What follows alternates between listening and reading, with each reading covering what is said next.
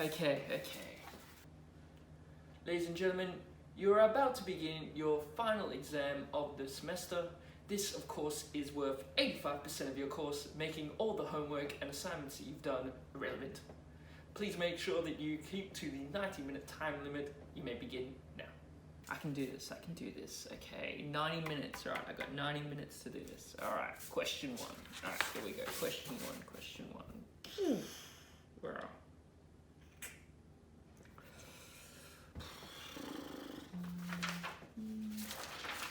Question one. Oh, gee, go away. Silly. Man.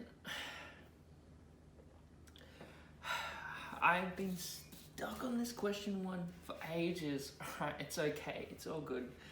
It's a 90-minute exam. How long have I got left? You have 3 minutes remaining. Please make sure you answer all questions.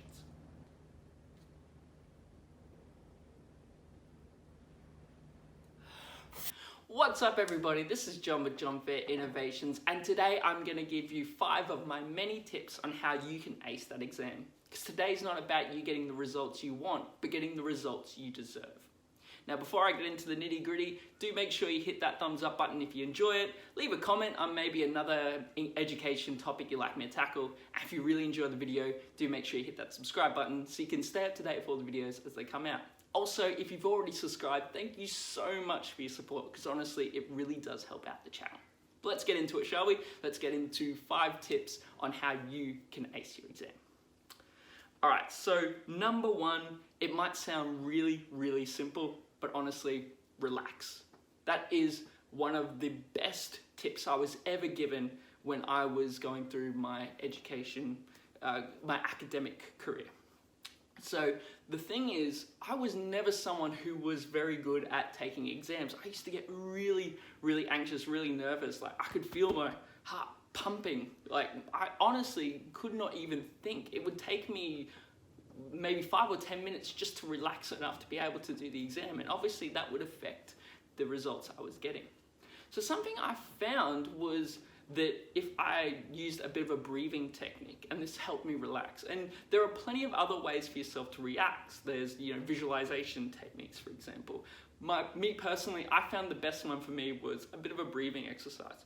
So when I would sit down, for example, I would sit down, take a deep breath in, hold it for about a second, and then breathe out. Just very, gently, very, calmly, just so I was focusing on my breathing. I would do that maybe 3 or 4 times, depending on how much I needed to really relax. So I wasn't focusing on the question that I might not know, or the theory that I should have studied the day before, or if I'm going to pass or fail. I was focusing on my breathing, because if you've done your study and you've done your work, you know what you're doing. It's all in there somewhere.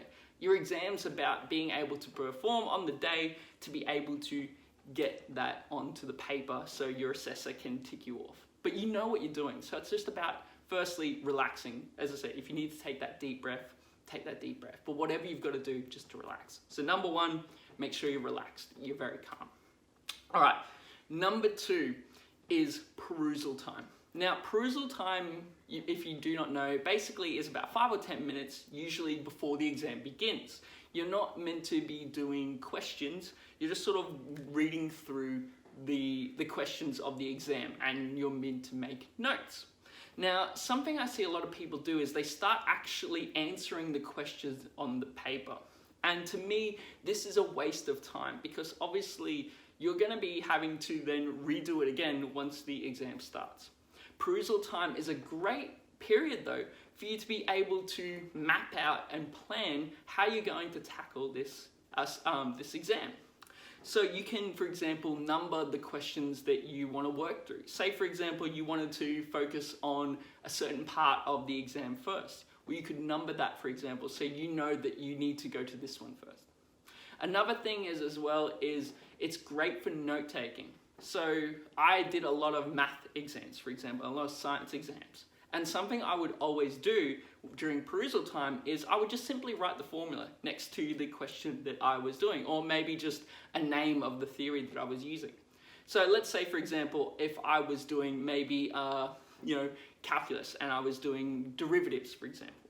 So if I came up to the question and I knew I needed to use the chain rule, for example, I would just simply write chain rule, or I'd write the actual formula, for example. And that's all I do. I wouldn't start answering the question. I would simply just give myself a note, a bit of a starting point, so that when I get to that question later on, I can just go straight into it and continually work. And that way then I'm using my time more efficiently. So number 2, make sure you're using your perusal efficiently by taking good notes and making sure that you're giving yourself the best opportunity to do the best in your exam. All right, number 3 is about delegating proper time to your questions. Now, the biggest hint about how long you should be giving time for questions should be through its marks. So say for example, you have a exam and it's worth 100 marks. And you have one question that's worth 1 mark and another question that's worth 15 marks. Well, which one do you think you need to dedicate more time to? Well, obviously it's the one with 15 marks. Realistically, what that's saying is that's 15 times more important than the other one. So you should be spending 15 times more time than you would be on the one that's 1 mark. The one that's 1 mark, for example, might be a multiple choice question, or it might be simply just a definition. So you should be just simply doing that one and then moving on. With your 15 mark one though, that's clearly got a lot of formulas, a lot of philosophies, a lot of conclusions. Maybe you have to write a few paragraphs, for example. So this is going to be far more important for your exam than your 1 mark. Not to say that the 1 mark isn't important, but obviously you need to make sure that you're delegating your time correctly. And this is something as well that you can use your perusal time for. If you're going through your exam, you can maybe put a star next to something as priority, or that you need to make sure that you are at a certain point for your exam. There's going to be clocks all around your exam. And what I've found with my academic career is that exams, structure-wise, don't really change that much. So for example, if the exam the last few years was broken up into 4 parts and there was 20 marks in each part, chances are that yours is going to be the same. Unless your lecturer has told you otherwise. Usually the format stays the same. The questions obviously change, but the format usually remains the same. So you can actually plan ahead to know that, okay, at the end of every exam for this course, there's a 30-mark question. Well, now I've got to make sure that I give myself maybe 30 minutes, maybe 45 minutes to do this final part, because obviously it's very important. So you can time what you need to do for the rest of the exam, so that way then when you get to that point, you have proper time to answer that question. So you're using your time efficiently, you're using it correctly, because that's why they tell you what the marks are worth. The reason why they tell you why the marks are worth what they are is to let you know how important that question is to your result. All right, now we're up to number 4, which is a little trick that I found in high school actually. One of my high school teachers told me this and I've used it ever since. I think it's brilliant. What it is you don't have to follow the order of questions that your exam says. Just because they've written question 1, question 2, question 3, doesn't mean you don't have to start at question 3, for example. So always start on the questions that you know and then move to the questions that you don't know, or the questions that are the hardest or are going to take the longest. So in that way then, you're giving yourself the best chance to be able to get those marks that you know 100% how to do. So you're smashing those out, you're making sure you're optimizing those marks. And what I also found is that when you do these other questions, you're relaxing yourself, you're feeling good. I mean, let's be real, how good does it feel when you know you've got something right in an exam? You're like, whew, okay, I can move on to the next question. So when you're doing this, what actually happens is that you're far more relaxed. And as I said earlier, it's all in there somewhere. It's about stretching it out, getting it onto paper. So what I found is that when I would do this and I come back to the question during my perusal time that I was like, I had no idea, I actually found that I was starting to have more ideas about it. I was slowly be able to work it out and be able to then answer that question, because it was, as I said, in there somewhere. It's just a matter of getting it out of my head.